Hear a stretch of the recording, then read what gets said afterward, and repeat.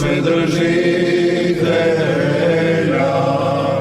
Tvorca neba i zemlje i svega vidljivog i nevidljivog, i u jednoga Gospoda Isusa Hrista, Sina Božijeg,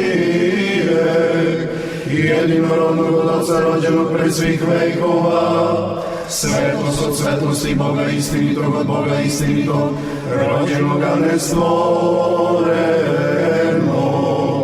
jednosušnog sa Otcem, kroz koga je sve postalo, koji je radi nas ljudi, radi našega spasenja sišao s nebesa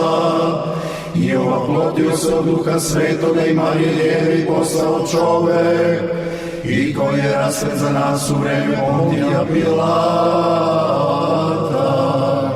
i stradao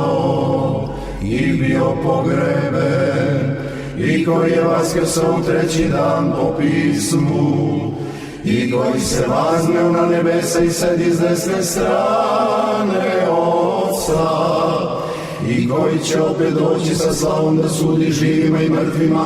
i njegovom carstvu neće biti kraja, i u Duha Svetoga Gospoda životvornog, koji od Otca ishodi, koji se zajedno sa Otcem i Sinom poštuje i slavi, koji je govorio kroz proroke, u jednu svetu, sabornu i apostolsku crkvu,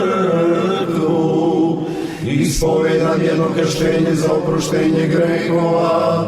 čekam vaskrsenje mrtvih i život budućega veka. Amin.